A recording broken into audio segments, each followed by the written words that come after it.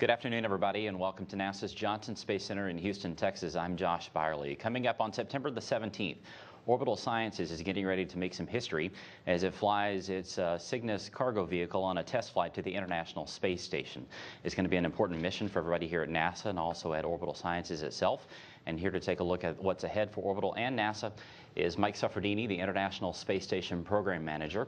We're also joined by Alan Lindemoyer, NASA's Program Manager for its Commercial Crew and Cargo Program. We're also pleased to be joined by Frank Culberson, Executive Vice President of Orbital Sciences, a former astronaut and a familiar face around here, as well as Courtney McMillan, who is the NASA Flight Director, who will be in charge of the team in Mission Control Houston during the mission. We'll get started with Mike. Well, good afternoon. Today we've just a couple of hours ago completed our flight readiness review.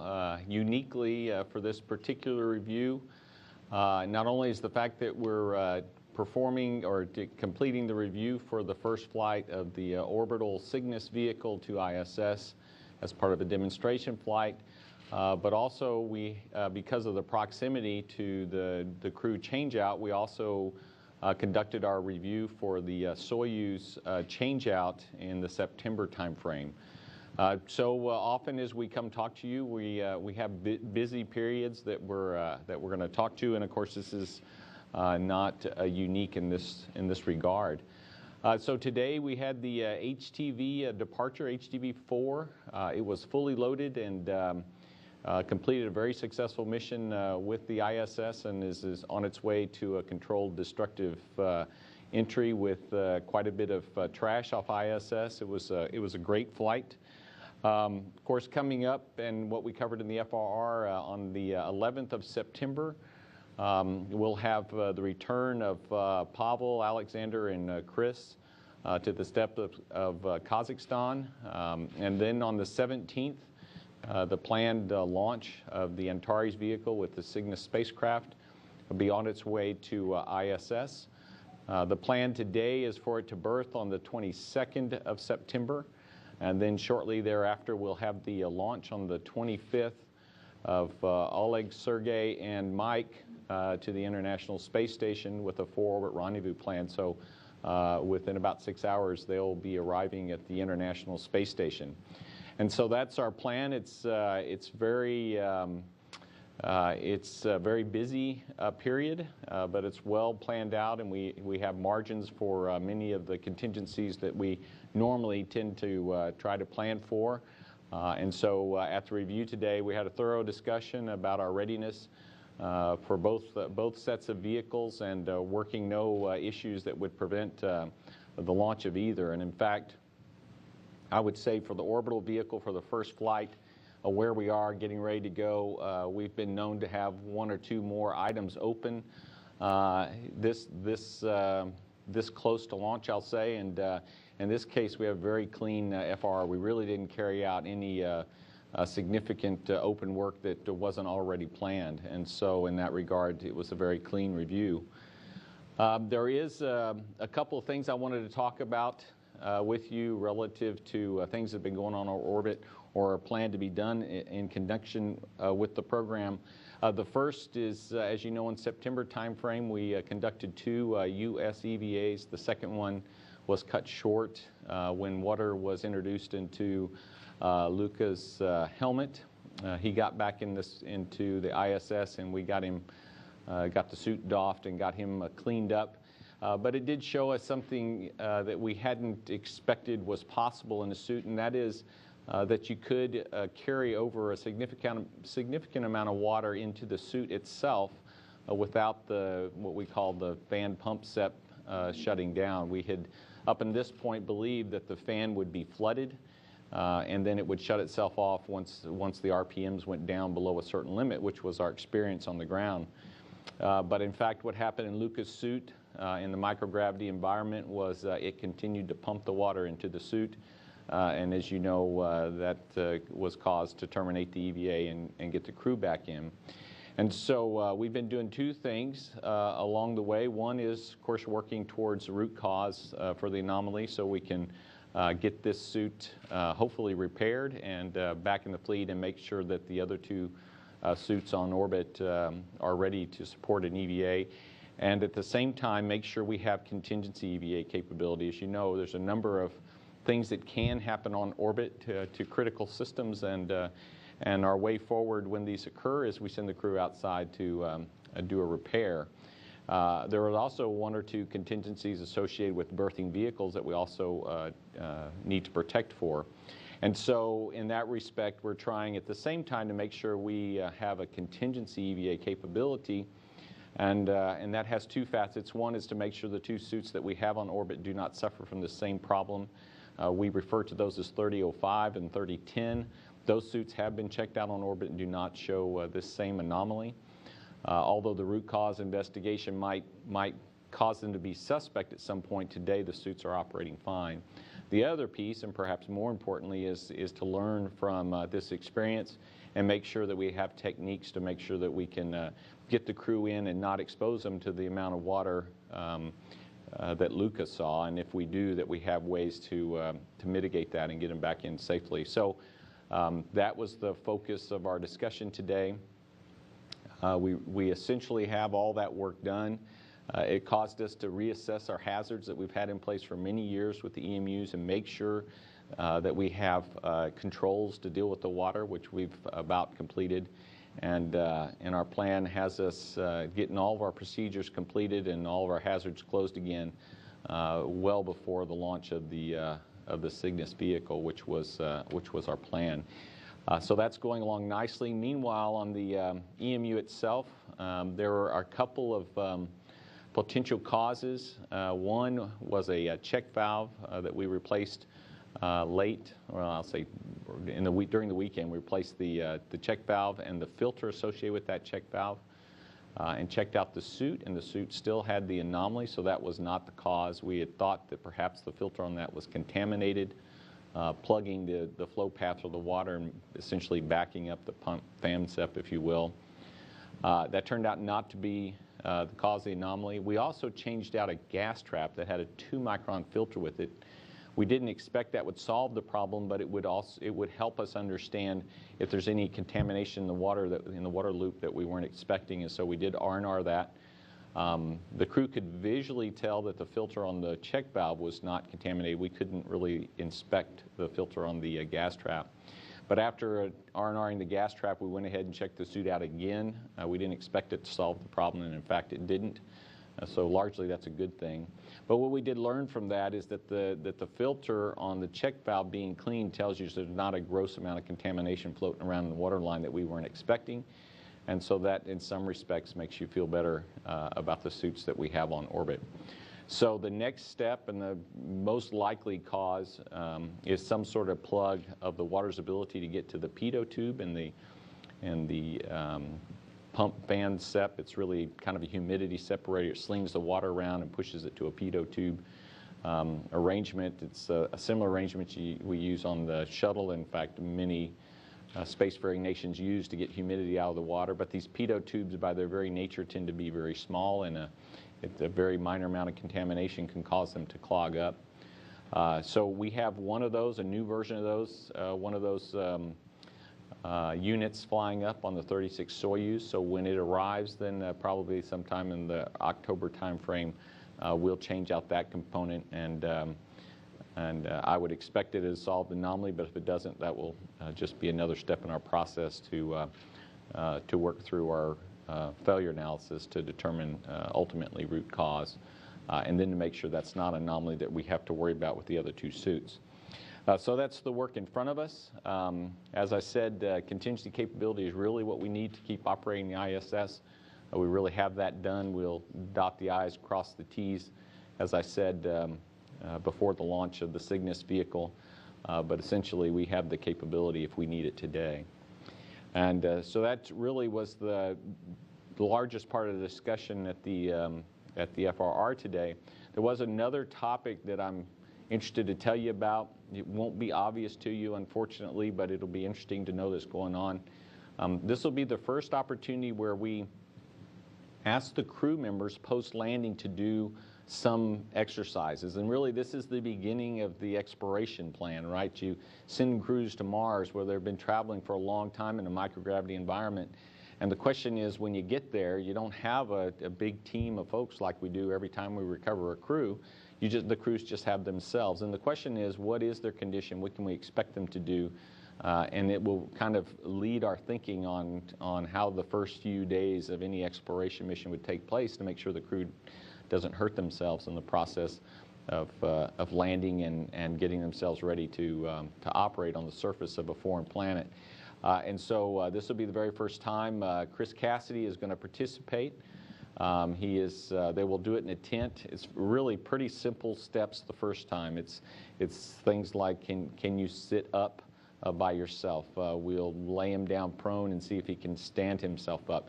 Very simple things to start with, but it's exciting because it really is the first steps where we're using the crew's on orbit condition without the advantage of some of the post-flight conditioning we do for them to see if they're able to take care of themselves. And so this will lead to the expansion of this envelope with more crews, and in fact we're looking at this for the one-year crew as well that'll fly in 2015. So it's a pretty exciting step, although again, it won't be obvious to you because it'll go on inside the tent, but it's exciting nonetheless, and I expect as we expand that, then eventually we'll have video images post-landing, because many of the things we'll ultimately try to do we won't be able to do in the confines of the tent, nor will we need to. So that's very exciting, and I just wanted to pass that along so you guys knew it was happening, and we'll let you know how it goes, hopefully with some video or pictures after the exercise is complete. So with that, I've done enough talking. Alan and the Orbital team have been working for quite some time now, getting ready for this demo launch. With the Orbital team, again, like I said, it's been a very, very clean flight readiness review. Quite a bit of work has been done and closed out in preparation, and so I'll hand it off to Alan Lindenmore to tell you more about that. Okay, thank you, Mike. So 7 years ago, we started the program with the vision that we would be able to go to a catalog or the internet and order up some cargo delivery services to the International Space Station, similar to what you could do today with the global overnight package delivery. Well, it's not exactly overnight yet, and Orbital could work on the internet order form a little bit, but last year we came very close to seeing that vision become a reality with our first COTS partner, SpaceX, completing the demonstration flight to the station and then providing follow-up missions, operational flights to the space station. So it has been an amazing success, and now here we are today with the opportunity to reinforce that capability with our second commercial partner ready to provide those services to the space station. So it's been a tremendous success, and that vision is coming reality. This flight with Orbital is the second flight. They had a very successful demonstration flight of the Antares vehicle as part of our COTS demonstration program last April. But this time they're going to be demonstrating the full mission with a brand new state-of-the-art cargo-carrying autonomous spacecraft, the Cygnus. You can pull up the first chart. I can tell you about the Space Act agreement we have with Orbital. It was awarded in February of 2007, and then in 2010, right at the end of 2010, we requested and received funding to add in additional milestones which enabled the demonstration flight of the Antares launch vehicle last April, which was very helpful to demonstrating the reliability of the launch vehicles. Our agreement was for the development of a new medium-class rocket and the new Cygnus cargo-carrying spacecraft, and it's launching from a brand-new launch pad at Wallops Island, Virginia. This is really a new way of doing business for NASA. This is a partnership. It's a shared cost. NASA is not paying the total cost for the development of this capability. We became an investor and a technical advisor with Orbital, and instead of verifying a long list of detailed requirements, we put together a pre-negotiated list of milestones that would serve as our checkpoint throughout the execution of the Space Act agreement. And those milestones were rewarded with incremental payments all the way up through this last demonstration mission, which would then close out the Space Act. We made the agreement was for a total of $288 million of NASA contributions, and this last milestone is for a payment of $2.5 million. Next. Looking at the set of milestones here on the next chart, I'm showing both sets that we had in place for both SpaceX and Orbital. These span the entire design cycle, from design and development through a series of test and production, and then 2 flight demonstrations with each partner. I should note that Orbital's agreement started a year and a half after SpaceX, and it's culminating now close to a little over a year after the first demonstration flight we saw with SpaceX. So they were not on the same time frame, but it was interesting to see that to develop this type of capability took approximately the same general time frame of 5.5, 6 years. All right, going on to the next chart. Orbital and myself and the program have established a set of mission objectives for this upcoming mission. They do span all phases of the flight, from pre-launch, where Orbital for the first time will be demonstrating the packing and installation of the cargo into the new vehicle. Of course, we'll see the launch, stage 1 operations, stage 2 separation, and the insertion of the Cygnus into the proper orbit so it can get on its way to the space station. Of course, this will be the first time now we're seeing the actual Cygnus spacecraft enter that phase of the mission. It'll rendezvous with the station, and then it'll do a series of demonstration maneuvers, very similar to the previous visiting vehicles on the first time visit to the space station with both our international partners and SpaceX. So there will be a series of these demonstration gates, and if all goes well, we'll see the vehicle berth with the station on the 22nd, as Mike mentioned.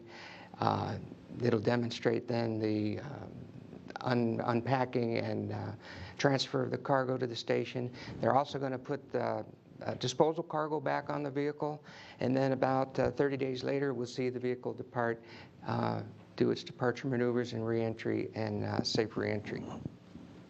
So that spans the series of objectives for the mission, and you'll hear some more about that from Courtney with some details on some of those demonstration maneuvers.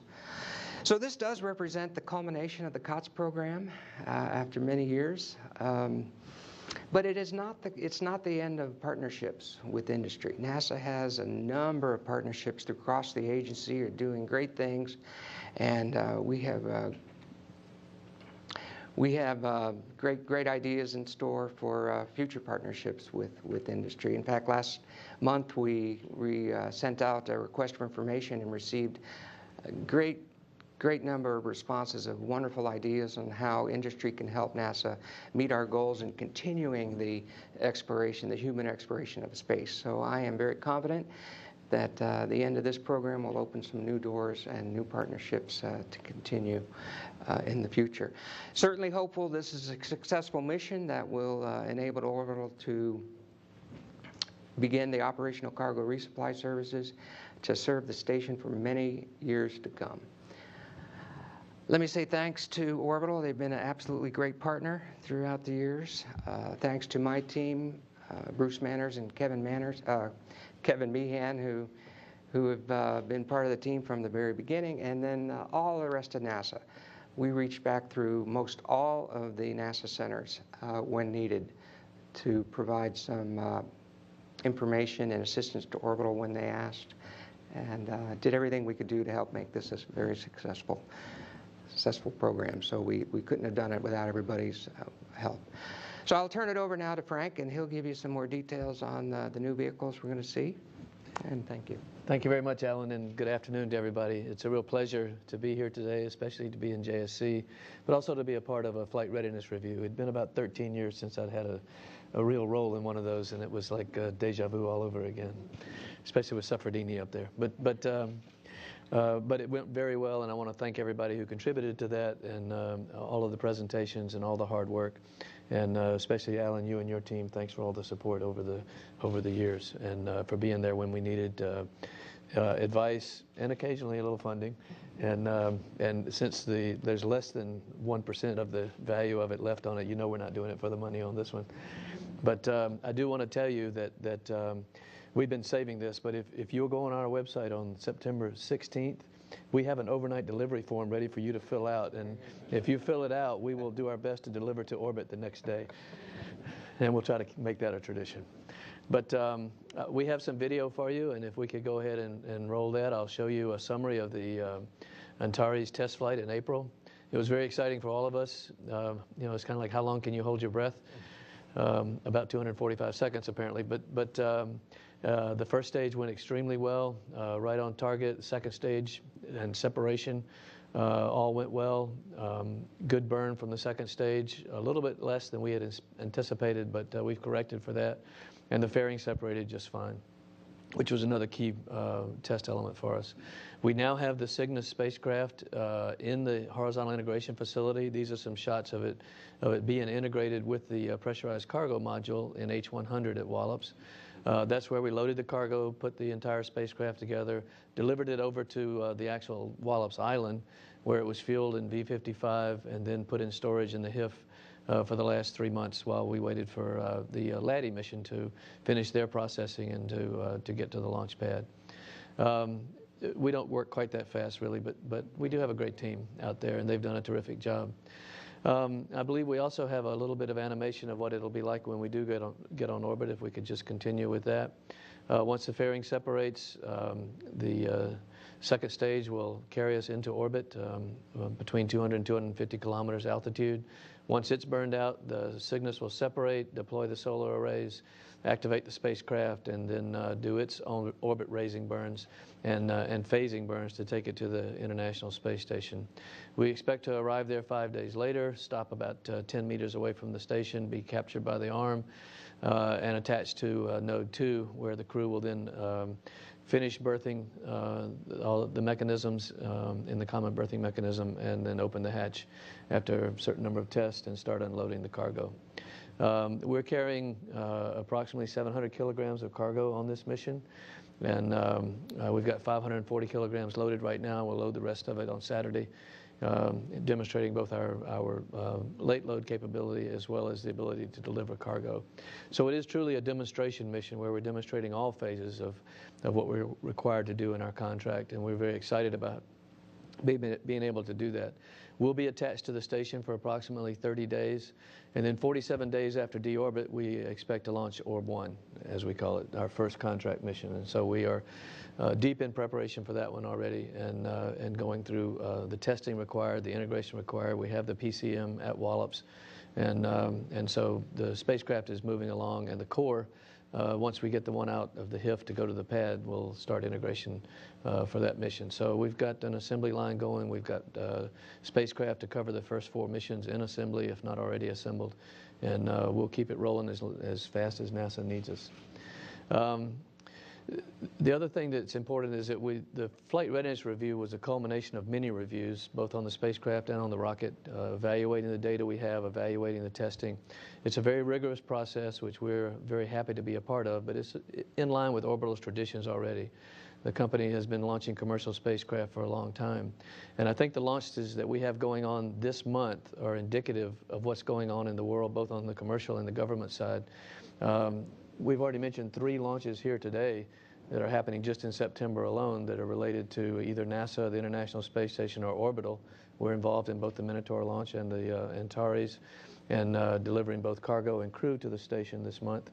And a lot of exciting things going on. And our international partners also are involved with the deorbit of the HTV and the launch of the Soyuz from Kazakhstan. So I think people need to pay attention to what a great job the space programs of the world are doing, despite the pressures of budget, despite the pressures of the economies that are involved. And I think if people could have seen the rigor and discipline and professionalism of the Flight Readiness Review today, they would realize they really do need to be proud of their people in the aerospace industry and in the space program, because they do know what they're doing. They have decades of not just tradition, but experience and professionalism behind them that makes us what we are. And we need to keep that going. We need the next generation to see what we're doing, and we need them to continue what we're doing now so that we can go beyond low Earth orbit. And that's what we're proud to be a part of. We appreciate being a part of the space station program and keeping it inhabited, keeping it going from an experimentation and technology development standpoint, and giving us the ability to go beyond low Earth orbit. One other thing that I want to mention is that Orbital has a tradition going back 25 years or more of naming many of our launch vehicles and spacecraft. And we're going to continue that tradition on this one. In the past, we've named them after employees or maybe even employees' children, former board members, key people, key members of the Orbital family. We're going to expand that tradition a little bit, though still be focused on the Orbital family. And our name for this one is going to reflect a real pioneer in the space program, particularly at Orbital, who was instrumental in us winning the COTS demonstration mission and also winning the CRS. He was an astronaut who flew 4 times in space and who was a fantastic pioneer in EVA hardware development, and who comes from a long family tradition of space exploration.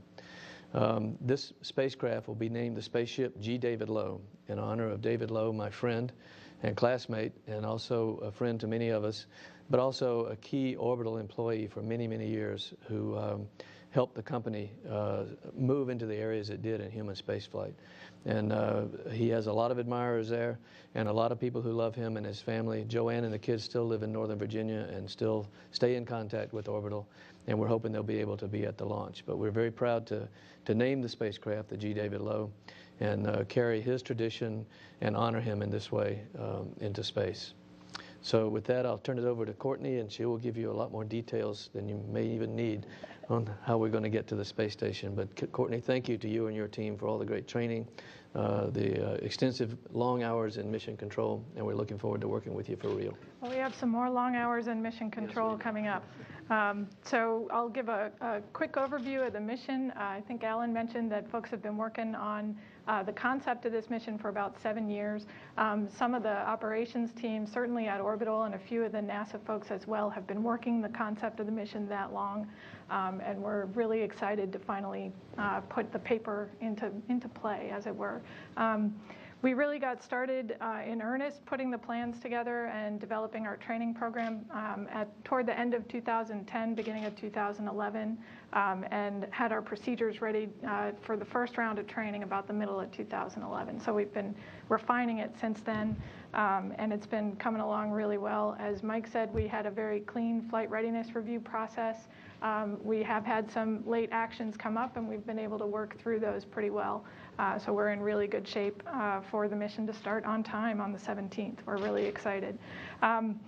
We've got 2 USOS crew members will be on board ISS at the time of Cygnus arrival.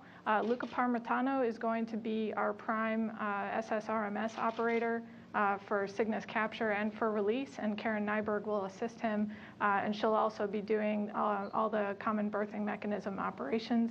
She'll also be prime for the actual monitoring of the vehicle on its way up. So the 2 of them will partner through the day.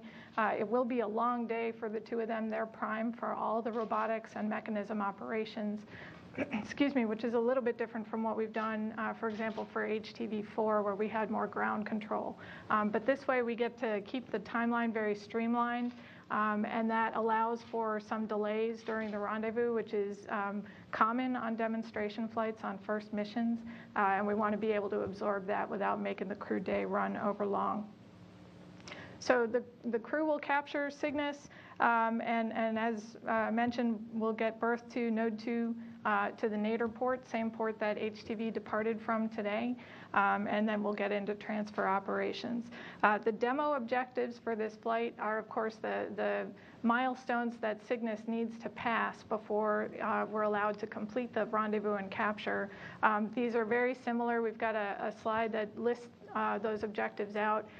The names will look and the content will look very similar to what we've done for other missions. So for those of you that remember the HTV-1 mission or the Dragon demo last year, a lot of these demos look very similar to those. In the next 2 slides, because it's more interesting than talking to words, we'll look at some graphics of the rendezvous profile and kind of talk through the different milestones. So on rendezvous day, Cygnus will start out about 4 kilometers below ISS, chasing ISS, so coming up from behind. The first 2 demos on that day are the relative GPS navigation, where we begin the relative navigation relative to ISS, meaning that we're doing calculations between the 2 GPS units on station and on Cygnus. And then we have a targeting demo, that's demo 4, and that's in preparation for the upcoming burns. Then we raise the orbit up to minus 1.4 kilometers, so that's chasing ISS still, and 1.4 kilometers below ISS. At that point, we're checking to make sure we have a good communications link and that the crew is going to be able to command to Cygnus if they need to. And then we do a transition burn where we go from essentially chasing underneath to climbing up the R-bar, coming up directly from below to ISS. And that's the approach burn 3 or the approach initiation burn at that point. So there are a couple of key go no go points during that part of the approach, and those are predicated on some of the demo objectives like I talked about. The next milestone, we've got a hold point at 250 meters below ISS. And then if we go to the next slide, we can talk about what the rest of that approach looks like. It's very straightforward. We're just climbing right up the R-bar. We have a couple more demonstrations to complete. The crew is going to execute a retreat and hold demo where Cygnus will climb up a little further, and at about 230 meters, the crew will command it to retreat. That sends it back down to the 250-meter hold point. Then we'll start climbing up again, and the crew will command hold. And we're monitoring the vehicle performance at both of those points. Once we've completed the review of that data, Cygnus will climb up to 30 meters below ISS, and we're evaluating the final performance criteria and making sure that we've gone to single reflector mode on the LiDAR. That happens just outside that point. And then once we pass all the criteria, then we give a go for final approach, and then another go for capture once we get to the capture point. That's a fair amount of detail. There's a lot of coordination, you can imagine, between the teams at that point. We're looking at now an animation. We'll get an animation of the actual capture and install that happens once we get to the capture point. And again, that's going to be installing at node 2 nadir. Okay.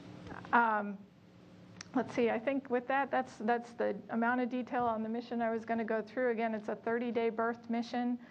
The departure is going to look very similar to what HTV-4 departure looked like today, although it's going to be in a different attitude, and it's got a slightly different trajectory on release.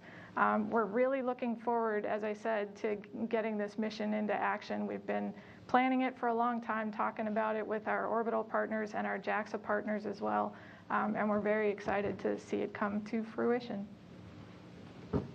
Okay, thanks, Courtney. We're going to take some questions here in Houston now, then we'll go to the phone lines. We've got a handful of reporters on there as well, so we'll start over here with Gina and then work our way back. Go ahead. Mike, how does Cygnus fit into the stable of vehicles you have providing services to the space station? What's its particular niche? Well, let's see. The orbital spacecraft is a relatively large pressurized environment, so that's the cargo that it will carry for us. And not to be underlooked, it also provides a similar volume for returning trash, which is something that's hard to keep up with on ISS. As you know, it's when we bring cargo up, it's densely packed and wrapped, and then we get in orbit and we open it all up, and nothing ever gets packed as tight as it ever is going up. And so coming home, it's always hard to cram the same amount of stuff that you had going up, down. So you can get yourself into a deficit with trash given the volumes that you have. So that's an important aspect of what it provides. It's really going to be one of 3 logistics vehicles that supports the USOS on orbit, and one of only 4 when you consider the Progress is the other vehicle. We have one more ATV. We have ATV-4 up there today. ATV-5 is the last in the ATV series. We hope to have HTVs about once a year, once every other year, give or take. So really the workhorse of the fleets for the U.S. segment will be both the SpaceX vehicle and the Orbital vehicle. And we have them lined up to use them and fly them fairly regularly. So this is what we said was going to be the fleet to take care of the U.S. segment, and we need to have it, and we're happy it's coming along. Yeah. Frank, what else would you like to see Cygnus do someday besides go to the space station? Anything? Oh yeah, we think Cygnus has the capability to do a lot more than just deliver cargo to the station. When things develop beyond low Earth orbit and NASA moves further out, depending on where they go and what they're doing, we'd love to be the cargo provider for that also. But we also think the spacecraft, since the service module is based largely on our long duration geo satellites, could actually operate in space for an extended period of time, and we think provide the ability to carry either a habitation module, cargo module, ECLS, life support systems or whatever, to support exploration way beyond low Earth orbit. And so we're looking at ways to support NASA and helping inform their planning as they go forward. And I mean, we'd be happy to help a mission go to Mars. So we think the spacecraft's going to be very capable, and we can put a lot of different front ends on it. Okay. Robert? Hi, Robert from collectspace.com. Frank, you mentioned the tradition that Orbital has in the commercial launch services. Where does this flight fit in terms of achievement or accomplishment, assuming everything goes as planned? Well, Orbital has been involved in human spaceflight for a long time, but this is the first time we've ever actually launched a dedicated spacecraft carrying cargo for human consumption, basically, in space. So this is a big deal for us. And of course, Antares is the largest rocket we've ever developed, and this will be the first payload that we've ever launched that will rendezvous directly and autonomously with another vehicle of this size. And so it's been a long road to get to this point, and a lot of development required. But similar to what I said about the FRR, we've got equally dedicated people at Orbital who took this very seriously and put a lot of effort into making sure our design is robust and reliable and is going to work. And we reviewed it extensively, led by Mr. David Thompson, our CEO, who signed off on it last week that we're ready to execute this mission. And can you talk, are there any other milestones between now and the 17th in terms of like a wet dress rehearsal or other? We have a launch dress rehearsal on the 12th. We'll have the launch readiness review on the 15th, along with Wallops Flight Facility and Mars, the Mid-Atlantic Regional Spaceport, to assess our readiness and get the go from the FAA, who also is licensing the launch, and from Wallops itself, who runs the center, Mr. Bill Robel. And those are the big milestones, but from an integration standpoint, that happens every day going forward. We actually have rotated the Cygnus 90 degrees, and it's starting its integration to the upper stage today. We'll finish that. We'll do our final flight sim to make sure everything is connected, everything's playing together between the spacecraft and the rocket. And then we'll do the late load on Saturday, put the fairing on the next day, and then roll out 4 days prior to launch. And so things are starting to come together, so to speak. And we'll be ready to roll it out, erect it on the pad, and then launch about 4 days after that. All right, Jim. Yeah, 3 questions. First, congratulations on getting to this point, and I appreciate the work that went into it for everybody. For fun, what are you going to put on board? Are you got any surprise packages for the crew? Any personal kits? If I told you what they were, there wouldn't be surprises, would they? You won't tell anybody? You do have that sort of, like a big roll of cheese or something like that. We don't have a big roll of cheese, but we have some nice greetings and things. In terms of down cargo, is it mostly trash, or do you have anything important coming down? We categorize it as a disposable cargo. Others may call it trash. Well, We think it's important. recyclable. And last, in terms of other activities beyond ISS delivery, you're keeping your eye on things. What sort of modifications would you imagine, or have you looked at them, to allow docking of this vehicle to someone else's space station? For example, the future Chinese or a future Bigelow station, which will not have RMS. What kind of modifications would you see to allow this to actually mechanically dock as opposed to being grappled? Well, we'd have to change the location of the sensors, such as the LiDAR, and probably add some robustness to their GNC. And then we'd, of course, have to replace the common berthing mechanism with a docking mechanism, and then probably evaluate the loads much more carefully from a docking standpoint. And I think we'd probably still want to have a PVGF on there as a backup capability. But there's no reason the spacecraft itself couldn't control to that type of an environment. No reason the spacecraft itself could not control to a docking. My program manager, Frank DeMauro, is right there, and he's nodding that our GNC can handle that, right? I'm going to quote you on it, but I think that's good. Okay. In the back there. Go ahead. TJ Alls, the Galveston County Daily News. Frank, Alan mentioned earlier that this is a partnership, and both the company and NASA contributing to the funds. We know $288 million coming out of NASA. What percentage of that total? And as you look down the line of going commercial, you got to make it feasible for your company. How much of a percentage are y'all putting into this cost-wise? More than that.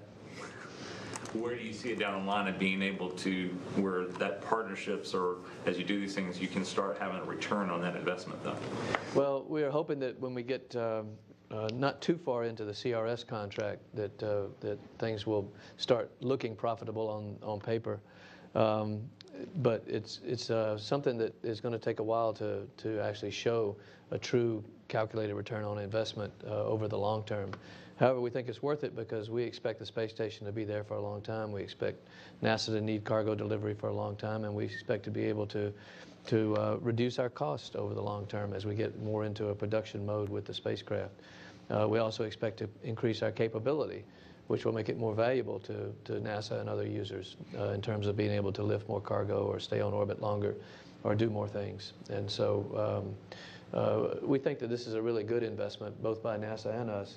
And by the way, we really appreciate the investment and partnership that we've received from the NASA team. The Alan's office and also the Space Station Program Office have been very proactive in making sure that we're able to continue to move forward at a reasonable pace, and that we get the technical as well as contractual support we need in keeping things going.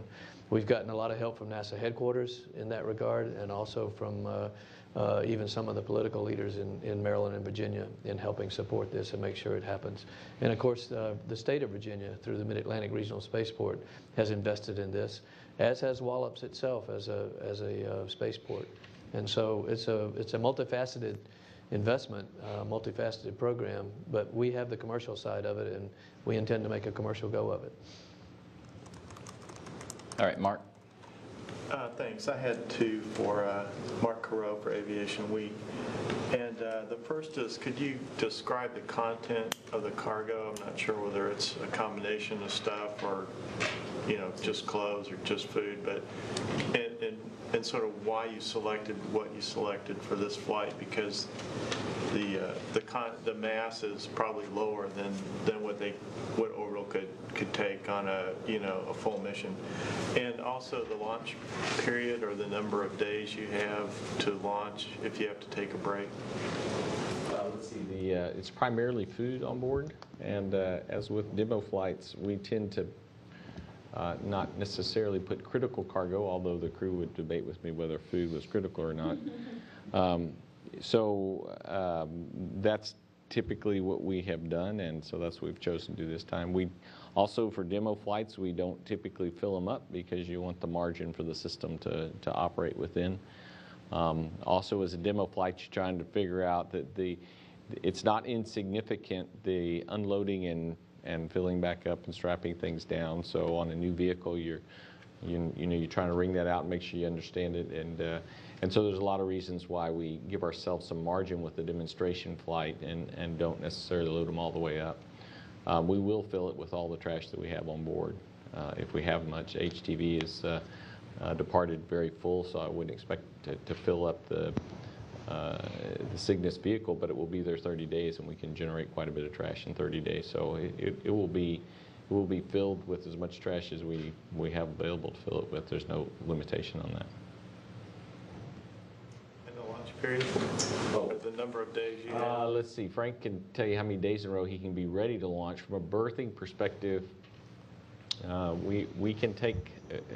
They can launch and berth to ISS 1, 2, 3, I think 4 days in a row, and then we have to stand down for to let the Soyuz crew arrive, and then we would pick back up sometime after that. So we have it lined up for I think 4 opportunities before we have to send out. Now Frank will tell you about launch, but their plan, which I completely support, is get in orbit. We got lots of margin to loiter. Get in orbit, and then we'll take you whenever we got the crew all settled down. But I'll let Frank answer that. As far as the launch time frame, it opens on the 17th. We can technically go all the way up until the 29th with the licensing we have on the flight termination system, and then we would have to recertify that, which would require going back to the hangar. The team right now is at Wallops is supporting the Laddie launch. It's also a commercial launch out of the Mid-Atlantic Regional Spaceport, so it's a lot of the same people. Once they launch Friday night on the 6th, then they require approximately 11 days to turn around, which sets our launch date on the 17th.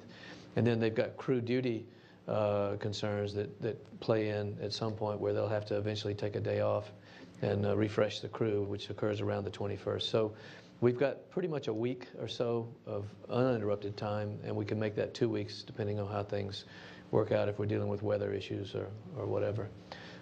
We actually have a window that goes all the way through October, as I understand, if we really need it.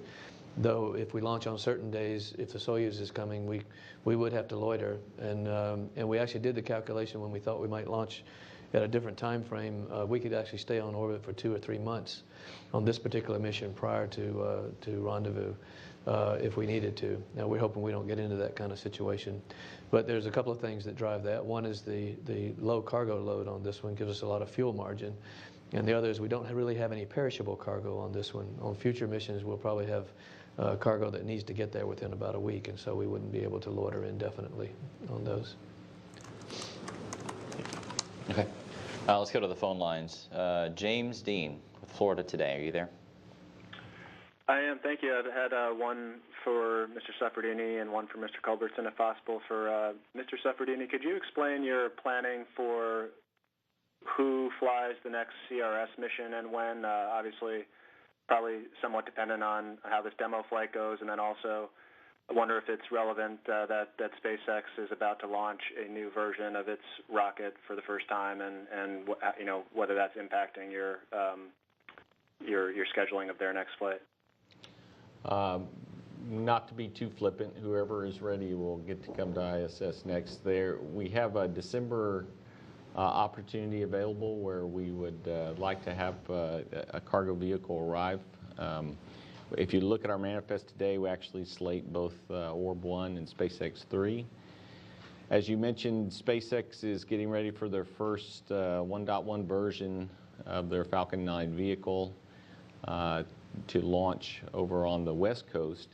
And we had expected for them to have 2 or 3 launches before that launch vehicle is used for the enhanced Dragon. There have been quite a bit of work done to get the launch vehicle ready, and also the Dragon has had some modifications done to it. So I wouldn't expect them to be really ready in the December or even probably January time frame. So if Orbital is ready to launch, in December, it'll be the next vehicle after the demo flight. So I'm sorry, just a quick follow-up on that. If they're not ready, I mean, do you have any issues in terms of resupply and logistics if you're looking to like February timeframe or something potentially?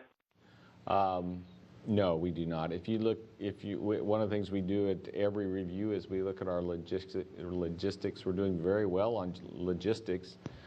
Interestingly, because of the amount of crew time that we'll be able to make available for research, a set of increments, and we generally look at 2 increment periods together. This set of increments, we're going to have on average, if everything goes well, about 43 hours a week of research. And that's about 8 hours more than we have committed to. At that rate, we actually will consume research to a point where we reach a level where we won't be able to do 43 hours anymore in about the middle of December time frame. Now, what that just means is we'll be doing research at a slightly lower crew rate. But we continue to do research because a lot of the research doesn't require crew help in the first place. But that's really the shortest pole in the tent, if you would, relative to logistics on board ISS, which is pretty phenomenal. So we're in good shape relative to all the normal things that you watch for. We're up into 2015 in many the consumables and 2014 for the rest. So we're not hurting in that respect. What we do have to get to as a program, and we've been talking to both providers, is that we've got to get into a cadence, though. It's time for us really to start having flights on a regular basis and expect that the next one will be there when we get it lined up within a month or so. And so I'm looking to this next year, 2014, to be the year where we really settle in, where we have regular orbital flights and regular SpaceX flights, and that we actually see them, give or take within a few weeks of when we expect to have them there or need them there. And that's important because where we need to get is to reduce the amount of mass we have for logistics, which we can do if we have a consistent supply chain, and really fill these vehicles up with research. And so that's the big transition we have to make in the next year, now that we have orbital flying as well. Thank you. And Mr. Culbertson, if you are able to successfully close out this COTS program, I wondered if you could just comment, someone who was with NASA a long time and now Orbital, on the significance of this program overall in sort of changing the model for how NASA does things, as Alan discussed, and to what extent do you think it could be applied more broadly beyond just ISS resupply or crew flights? Thank you. Thank you for the question. I think that the COTS program is a real pathfinder in how we're going to commercialize certain aspects of spaceflight. It was, as Alan said, a co-investment between NASA and Orbital in developing the spacecraft. The rocket was already being developed on Orbital funds, on our IRAD, and was then brought into the design and the solution. But the spacecraft itself was pretty much a co-investment and a cooperative effort in terms of making sure that we had the right design, the right systems, the right redundancy, et cetera. But really focused on delivering cargo on a regular and a commercially based principle of delivering the service when it's ordered up. And that's what we intend to do. And I think that model can be extended to a number of things. NASA and three other companies are trying to do that in commercial crew now with a similar model. The thing that made it work, there were 2 things that made it work. One was the commitment by both sides that this really was going to happen, that we were going to develop this capability, and that we were going to do it right. And secondly, that there was going to be a market for it after we developed it. Now, we know that there's not 10 customers coming forward right now asking for cargo delivery to low Earth orbit, but maybe 50 years from now there'll be 1,000, who knows? But well, maybe not in 50 years. But right now there's only one customer, but developing this capability for both us and SpaceX proves that you can have a commercial service that can keep something as complicated and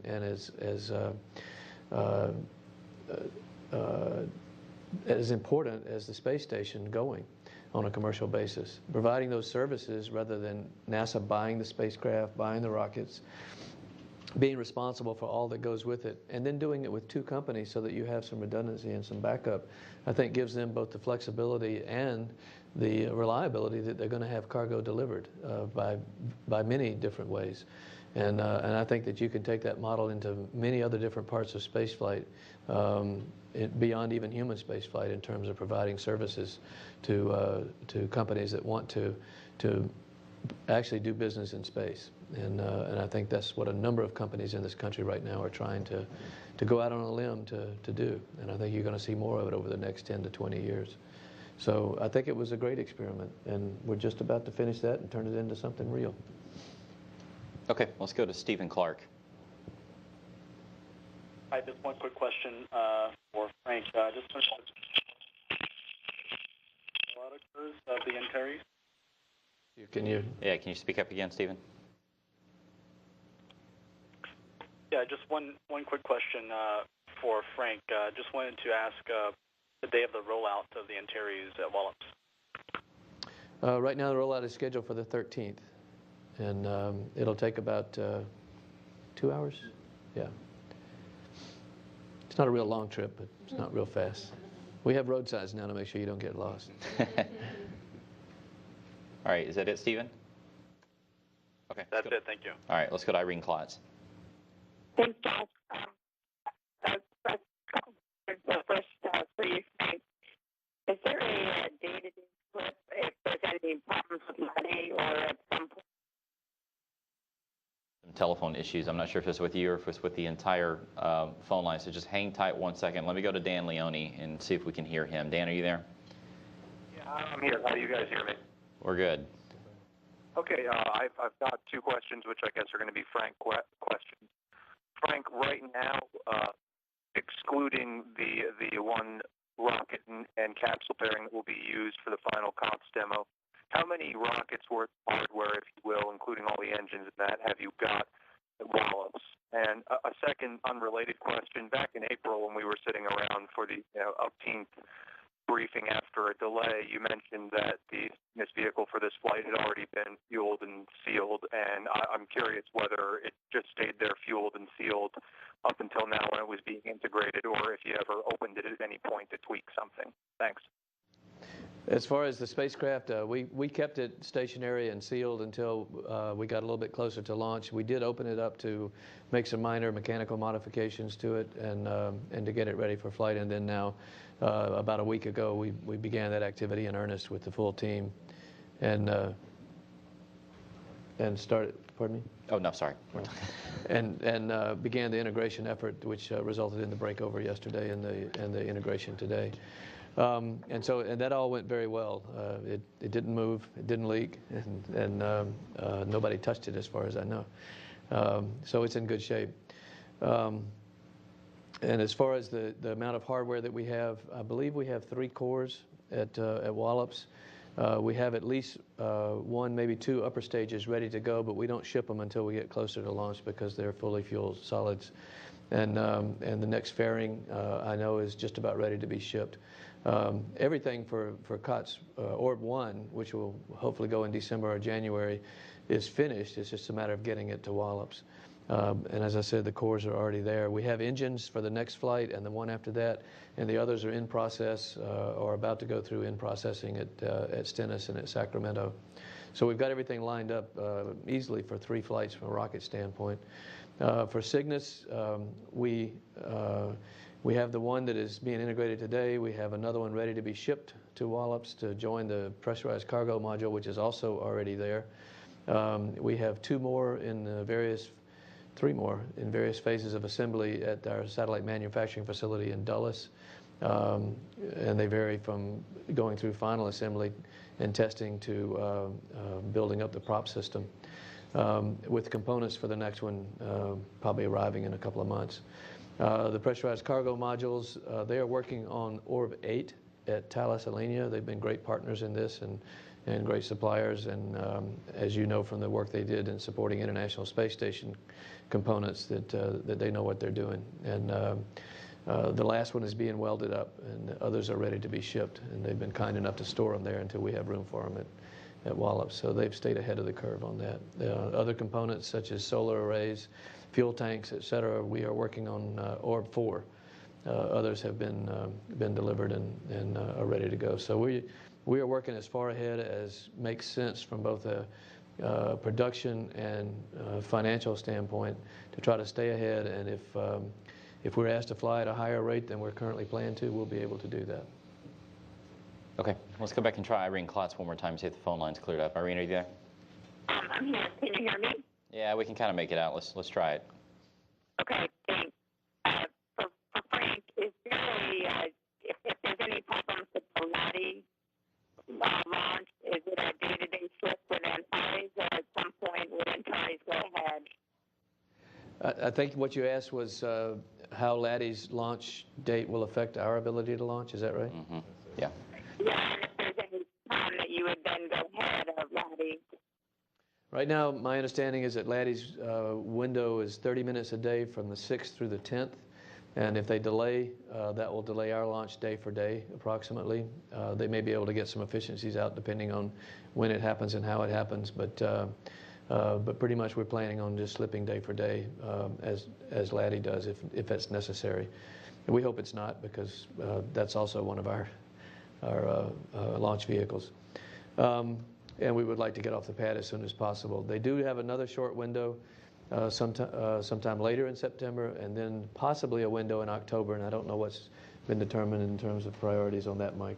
I don't know if you and Mr. Gerstenmaier have discussed that or not.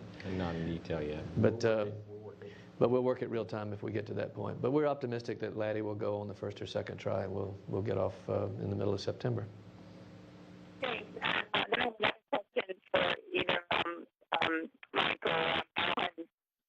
Is it the intention of NASA to keep the commercial cargo resupply separate from commercial crew, or at some point do you anticipate that you won't have a need for both unmanned and manned cargo ship, unmanned and manned capsule?